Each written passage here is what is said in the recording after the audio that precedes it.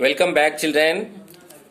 तो मैं बता रहा था कि लॉन्गिट्यूड्स कितने हैं। ये 360 है। The value of prime meridian, तो वैल्यू ऑफ प्राइम मेरिडियन जो होता है वो 0 डिग्री ईस्ट होता है।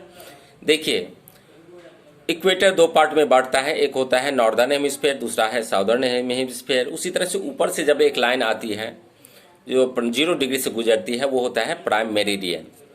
ठीक है, तो लॉन्गिट्यूड्स होते हैं 180 और लॉन्गिट्यूड्स होते हैं 360।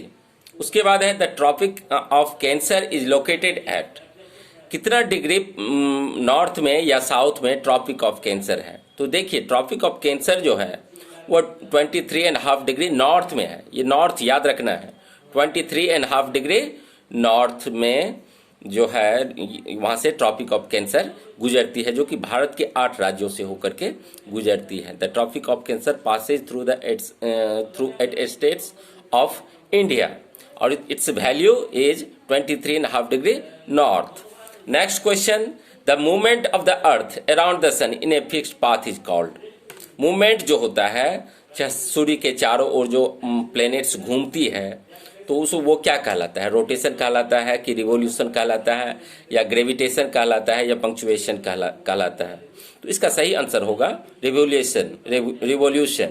जब कोई भी any planet who moves around the sun is called this movement is called revolution. जब प्लेनेट सूर्य के चारों ओर घूमता है तो वो होता है रिवोल्यूशन, और जब कोई प्लेनेट अपने एक्सिस पर घूमता है वो कहलाता है rotation. Cycle is the season is caused due to. अब देखिए, 4 ऋतुएं जो होती है, 4 ऋतुएं होती है, समर, विंटर, रेनी, ऑटम। तो ये 4 ऋतुएं क्यों होती है, किस वजह से होती है? रोटेशन की वजह से होती है या रिवोल्यूशन या ग्रेविटेशन या पंक्चुएशन? तो हम कहेंगे रिवोल्यूशन की वजह से 4 ऋतुएं होती है। तो यदि ऑप्शन में मिले रिवोल्यूशन तो रिवोल्यूशन में टिक करेंगे हम।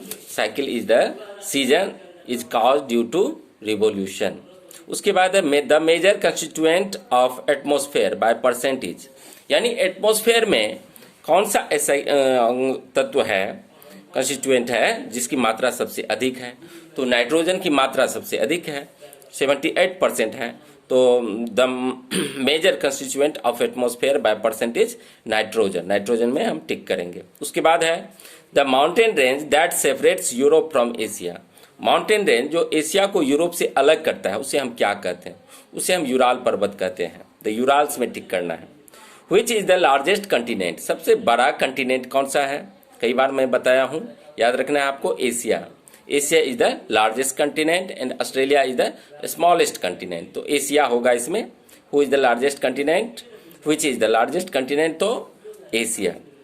The narrow zone of contact between the land, water and air, जहाँ लैंड, वाटर, एयर तीनों मौजूद है उसको क्या कहा जाता है? उसको क्या कहा जाता है? तो बायोस्फीयर कहा जाता है। तो क्वेश्चन में यदि आएगा तो बायोस्फीयर में टिक करना है। उसके बाद है the earth is surrounded by a layer of gas called, यानी अर्थ जिस गैस से घिरा हुआ है लेयर से, वो क्या कहलाता है? वो कहलाता है एटमॉस्फेयर। एटमॉस्फेयर में आप टिक करेंगे। The earth is surrounded by a layer of gas called the atmosphere, उसको क्या कहेंगे?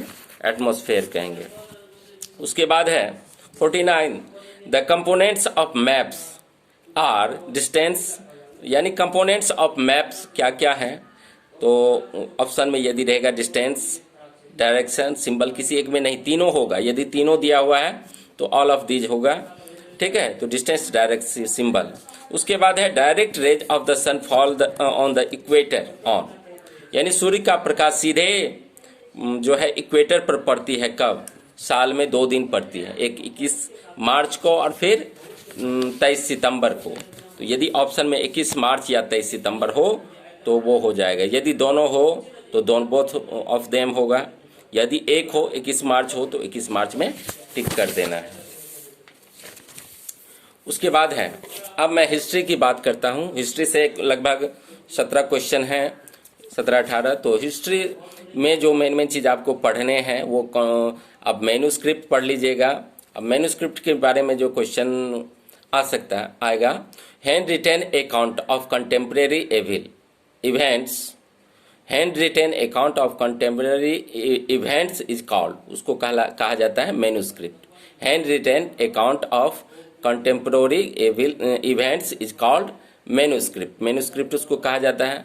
The scholars who study the past are called, the scholars who study the past, जो अतीत का अध्ययन करता है उसको क्या कहा जाता है, उसको आर्कियोलॉजिस्ट कहा जाता है। क्या कहा जाता है, आर्कियोलॉजिस्ट कहा जाता है।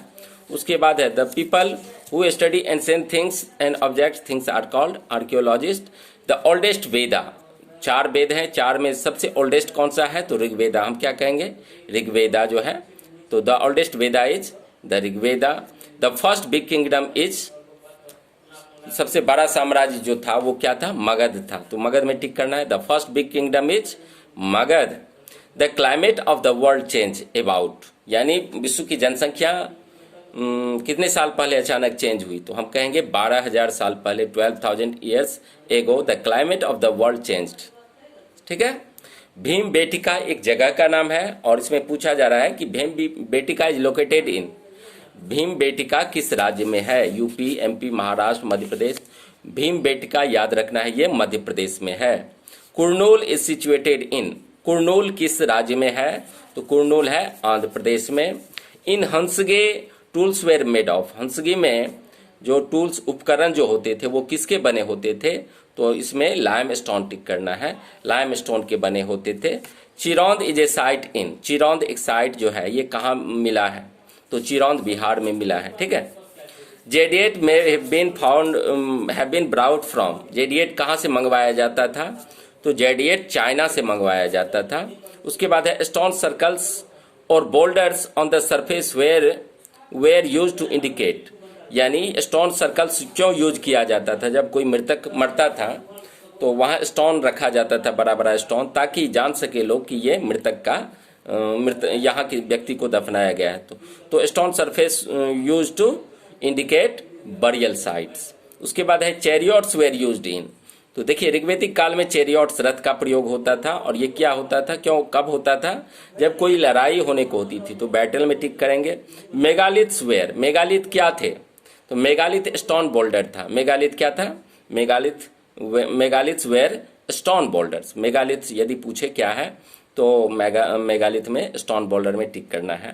The places where the remains of things were found are called sites, क्या कहा जाता है उसको, site. The places where the remains of things were found, जहाँ से कोई चीज़ प्राचीन वस्तुएं मिलती है उसका उत्खनन होता है, खुदाई होती है, तो वो साइट कहलाता है।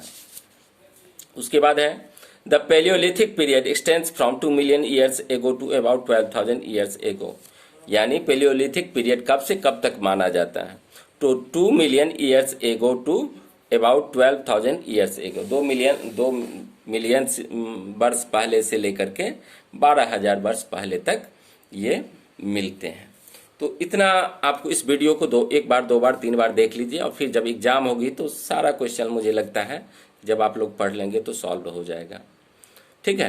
तो इस क्वेश्चन को अच्छी तरह से, इस चैप्टर को रीड कीजिए, वीडियो को 2 बार 3 बार देखिए और एग्ज़ाम अच्छा जाएगा, ये मेरा पूर्ण विश्वास है। एग्ज़ाम आप लोगों का अच्छा जाएगा। Best of luck. Thank you.